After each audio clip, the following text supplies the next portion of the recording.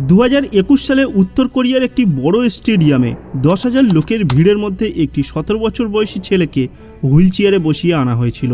ছেলেটির মা ভিড়ের মধ্যে বসে কাঁদছিল যখন উত্তর কোরিয়ার 3 সৈন্য হুইল চেয়ারে বসা ছেলেটির দিকে মেশিন গান থেকে 9 রাউন্ড গুলি চালায়। প্রত্যাশিতভাবেই ছেলেটি ঘটনাস্থলেই মারা যায়।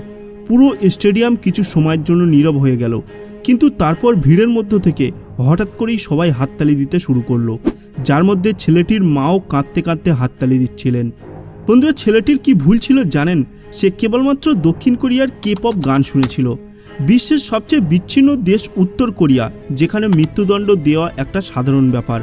উত্তর কোরিয়ার সীমান্ত সংলগ্ন 3টি ভিন্ন দেশ রয়েছে: রাশিয়া, চীন এবং দক্ষিণ কোরিয়া। এই কারণেই অনেক সময় এখানকার মানুষ এই সীমান্ত দিয়ে উত্তর কোরিয়া থেকে পালিয়ে যাওয়ার চেষ্টা করে।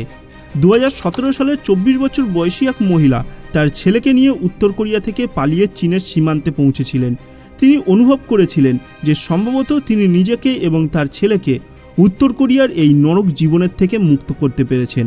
কিন্তু চীনে প্রবেশ করার পর সেখানকার কর্তৃপক্ষ তাকে আবার উত্তর কোরিয়ার সৈন্যবাহিনীদের হাতে তুলে দেয়, যেখানে তাকে পালিয়ে যাওয়ার শাস্তি হিসেবে প্রথমে নির্মম নির্যাতন করা হয় এবং শেষ পর্যন্ত মৃত্যুদণ্ড দেওয়া হয়। উত্তর কোরিয়ার খবর বাইরে বের হওয়া বেশ কঠিন, কারণ এই দেশটি অন্যান্য দেশের থেকে বেশ বিচ্ছিন্ন। কিন্তু যে খবরগুলি মাঝে মাঝে বেরিয়ে আসে তা বেশ হৃদয় কাঁপিয়ে দেওয়ার মতো। সম্প্রতি একটি প্রতিবেদনে বলা হয়েছে যে উত্তর কোরিয়ায় 200 জনকে ফাঁসি দেওয়া হয়েছে, যার একটি বড় অংশ কিশোর।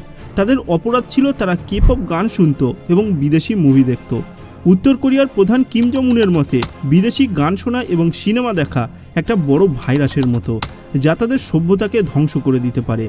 উত্তর কোরিয়া থেকে পালিয়ে আসা ওহসে হিউকের মতে অপরাধীদের মৃত্যুদণ্ড কার্যকর করার পরে মৃতদেহগুলিকে ভিড়ের জায়গায় ঝুলিয়ে দেওয়া হয়, যেমন বাজার এবং স্টেডিয়ামে, যাতে এটা দেখার পর আর অন্য কেউ এ ধরনের ভুল না করে।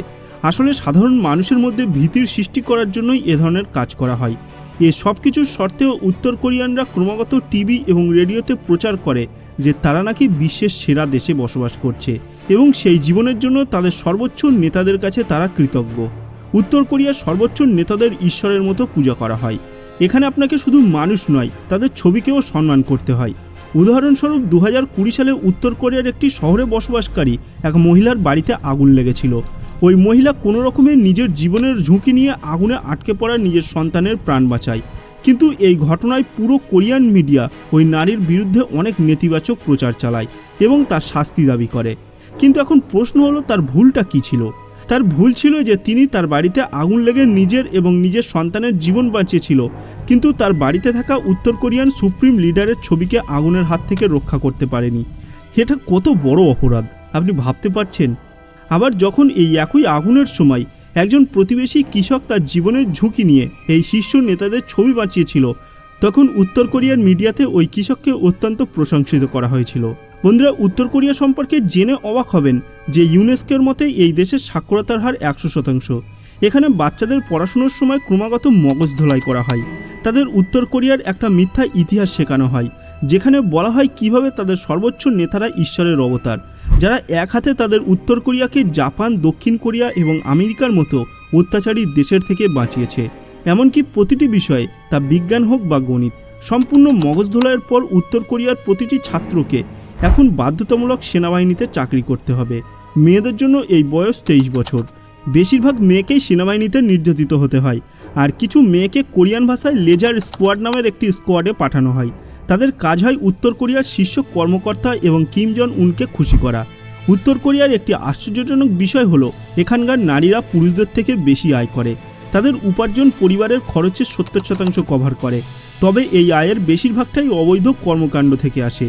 ছেলেদের কথা বলতে হলে তাদের জন্য সবচেয়ে ভালো কাজ হলো সামরিক বাহিনীতে স্থায়ী সৈনিক হওয়া। 2014 সালের একটি রিপোর্ট অনুযায়ী উত্তর কোরিয়ায় প্রতিদিন 75 লক্ষ প্রাপ্তবয়স্ক এবং 16 লক্ষ শিশু তামাক সেবন করে। এখানকার 50%-এরও বেশি মানুষ ধূমপান এবং অ্যালকোহল আসক্তিতে ভুগছে, কারণ এই জিনিসগুলো এখানে খুব সস্তা। উত্তর কোরিয়াতে একটি সিগারেটের প্যাকেট মাত্র 6 টাকায় কেনা যায় এবং এখানে সবচেয়ে বেশি বিক্রি হওয়া চাইনিজ মদ হলো কোলিয়াং, যা সস্তা কিন্তু খুব শক্তিশালী। এতে 38 থেকে 63% পর্যন্তই অ্যালকোহল রয়েছে, কিন্তু বেশিরভাগ উত্তর কোরিয়ানরা এটাও বহন করতে পারে না এবং তারা বাড়িতে আলু এবং ভুট্টা থেকে অবৈধ মদ তৈরি করে, যা শিশু এবং বৃদ্ধরা কোমল পানীয়র মতো পান করে থাকে। যদিও উত্তর কোরিয়ায় মদ্যপানের ন্যূনতম বয়স হলো 18 বছর, কিন্তু উত্তর কোরিয়ার সরকার বয়সের আগে মদ্যপানের পরিবর্তে বিটিএস বা ব্ল্যাকপিঙ্কের মতো কে-পপ ব্যান্ডকে শোনা উত্তর কোরিয়ার সরকারের জন্য একটি বড় অপরাধ বলে মনে করে। তাই এখানে ন্যূনতম মদ্যপানের বয়স 18 বছর বা ধূমপানকারী শিশুদের খুব বেশি মনোযোগ দেওয়া হয় না। আপনি যদি বিটিএস গান শোনা, আমেরিকান মুভি দেখা এবং পালানোর চেষ্টা বা আগুনের সর্বোচ্চ নেতার ছবি রেখে মৃত্যু থেকে বাঁচার অপরাধ করে থাকেন, তবে আপনার খুশি হওয়ার কোনো দরকার নেই, কারণ এরপর আপনি সম্ভবত সারা জীবন কাটিয়ে দিতে পারেন জেলের মধ্যে। উত্তর কোরিয়ার বিভিন্ন জেল শিবিরে প্রায় 1.5 লক্ষ থেকে 2 লক্ষ মানুষ বন্দী। এই শিবিরগুলি দেশের অন্যান্য অঞ্চল থেকে বিচ্ছিন্ন এবং সেখানকার লোকেরাও বাকি বিশ্ব থেকে বিচ্ছিন্ন। একটি প্রতিবেদনে বলা হয়েছে, এই ক্যাম্পে বন্দী মানুষদের সকাল 5টা থেকে রাত পর্যন্ত খনি এবং নির্মাণের কাজে কঠোর পরিশ্রম করানো হয়, তবুও তারা খুব কম খাবার পায়। এই কারণে প্রায় 40% মানুষ অপুষ্টিজনিত কারণে মারা যায়। এইসব ক্যাম্পের নিয়মকানুন না থাকায় নারী এবং শিশুরা শারীরিক এবং মানসিকভাবে নির্যাতিতের শিকার হয়।